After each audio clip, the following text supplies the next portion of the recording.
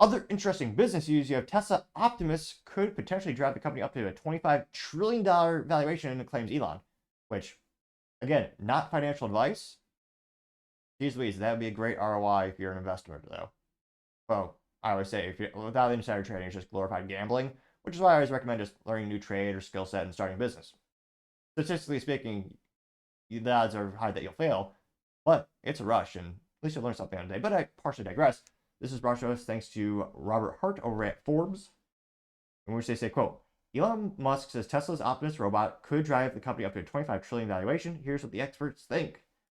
Which, that would be astronomical. Now, of course, Elon Musk said last Thursday, confirmed that Tesla could start selling its humanoid Optimus robot by the end of next year, and predicted it could drive the automaker up to a $25 trillion valuation.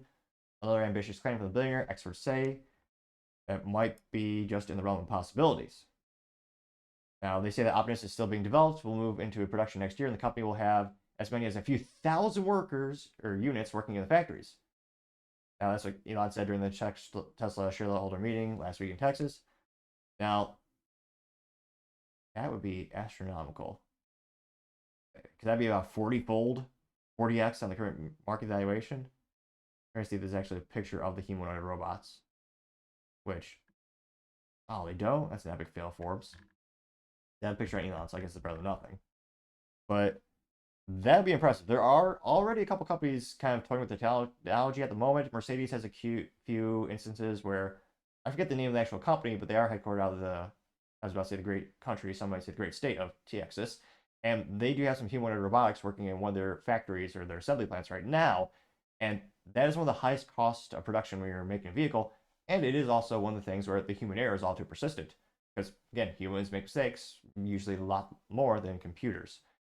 And, again, that would also help you be able to run these factories 24/7, make it even easier, more profitable. And you wouldn't have to worry about all of them going on strike and taking your money and giving it to the Democrats, which, historically speaking, was the UAW does. And one of the reasons why the big three, known as Ford, General Motors, and, well, used to be Chrysler, now Stellantis, are so not really competitive at all, compared to their counterparts such as Honda and Toyota, which are not unionized or not represented by the UAW, which means their labor is much more cheaper and much more efficient, and they have incentives to actually, make reliable products. Where, again, on average, union members are mostly just rewarded by tenure and sometimes completing the job and sometimes putting the seats in. Sometimes. That's kind of a joke because was it Q3 or Q4 last year? Ford had many deliveries where the seats were wrong and the headlights were mismatched on deliveries of their expensive trucks. Which, yeah, great job, UAW. But I partially digress. This would be revolutionary because everyone, again, assembly is one of the most expensive things about the automotive whole process. And if you could have that, I mean, that would be perhaps the most revolutionary thing in manufacturing in the past 100 years.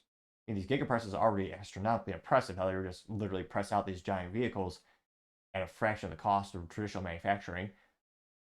What are the odds they actually get this going? Because, again, one of the biggest issues is, well, just like the cliche issue with the Iron Man suit, is energy, which, again, many of these robots are tethered, so not to be kind of just rudimentary, you have an extension cord plugged into it. It's faster than that, but how could you actually get enough energy compacted into those robots where they can actually go around the whole factory and move parts and assemble vehicles?